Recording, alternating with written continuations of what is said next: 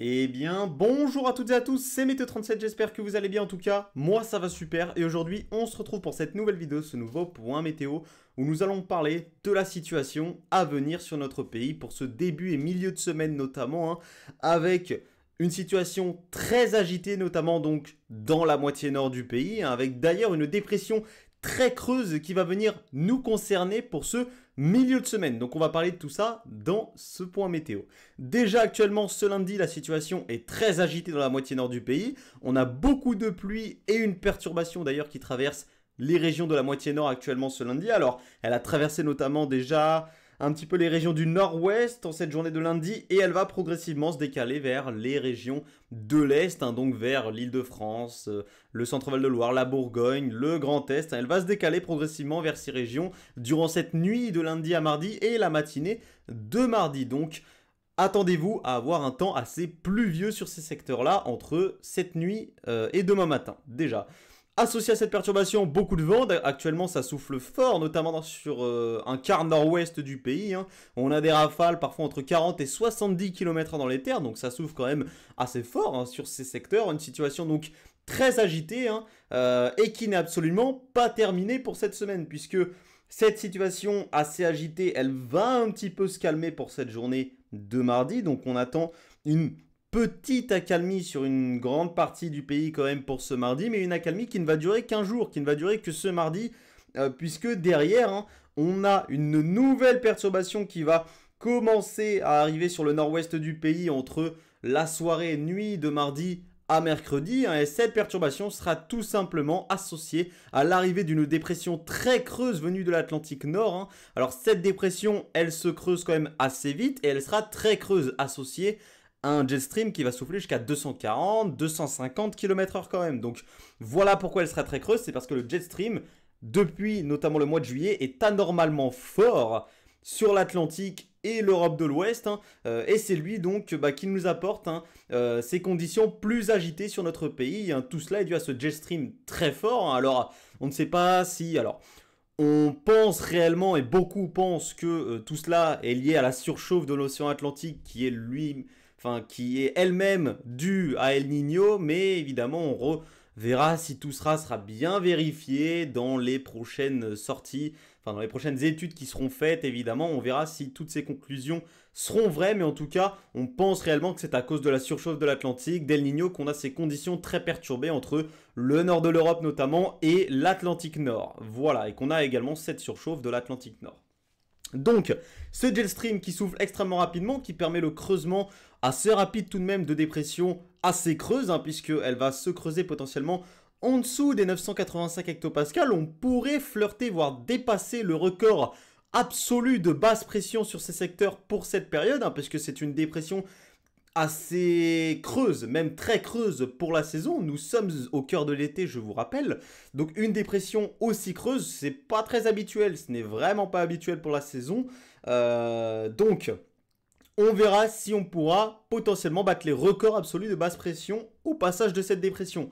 En tout cas, vu qu'elle est très creuse, vous l'imaginez bien, les isobars sont resserrés. Donc le vent va se renforcer à l'approche de cette dépression, notamment pour la journée de mercredi. Donc déjà, entre la nuit de mardi à mercredi, une perturbation va traverser notre pays. Elle va même continuer à traverser notamment les régions de l'Est dans la journée de mercredi. À l'arrière de cette dépression, un ciel de traîne très actif va se mettre en place, forcément. On a le flux qui va s'orienter au nord-nord-ouest, donc le ciel de traîne va se mettre en place.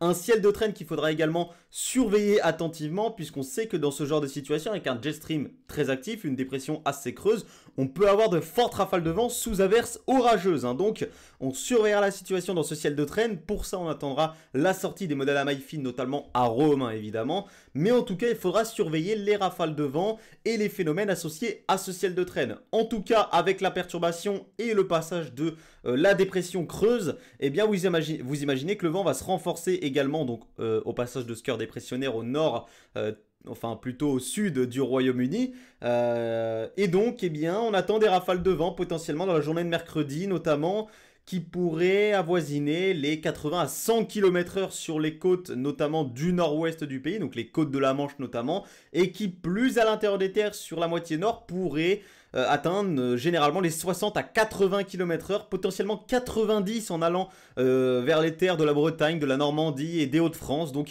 il faudra surveiller la situation puisque c'est un coup de vent qui n'est pas forcément très banal, hein, un bon coup de vent pour la saison en tout cas, hein, qu'il faudra donc surveiller entre ce mercredi et ce jeudi sur notre pays.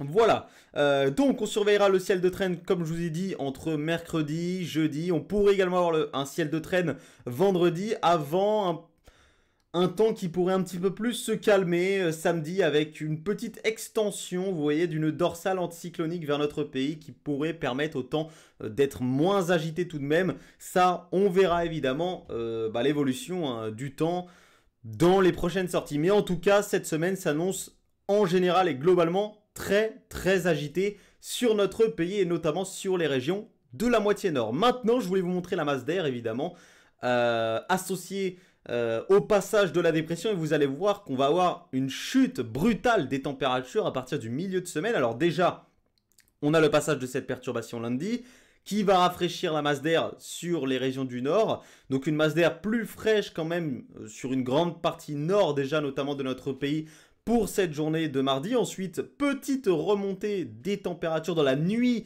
de mercredi. Donc c'est une nuit surtout qui sera assez douce. Hein. Mais derrière, vous voyez qu'avec l'arrivée de la dépression, eh bien, la masse d'air va se rafraîchir très rapidement déjà dans la journée de mercredi.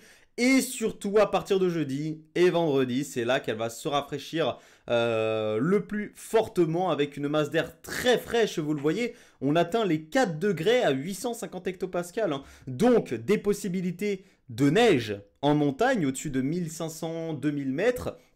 On aura des possibilités de neige sur les reliefs donc, du Massif central, des Alpes. Donc on surveillera les possibilités de neige à partir de 1500-2000 mètres d'altitude.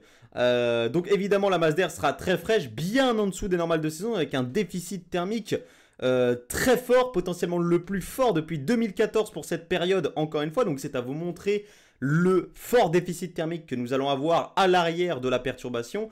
Enfin, à l'arrière de la dépression, hein, puisqu'on a un flux, comme je vous ai dit, de nord-nord-ouest qui va se mettre en place. Donc, c'est un flux très frais, automnal, polaire maritime qui va se mettre en place sur notre pays.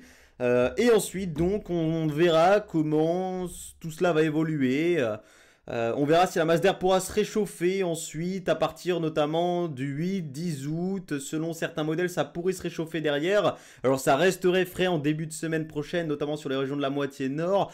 Tout ça, on verra. On verra évidemment les prochaines sorties de GFS. Pour l'instant, ce dont on va s'intéresser, c'est ce qui va se passer, notamment pour ce milieu de semaine avec cette dépression très creuse qui va nous concerner entre mercredi et jeudi, et on surveillera le ciel de traîne évidemment et les rafales de vent associées au passage de la dépression sur les régions de la moitié nord. Merci à tous d'avoir suivi ce point météo. Si vous habitez dans les régions de la moitié sud, le temps sera un petit peu plus ennuyeux.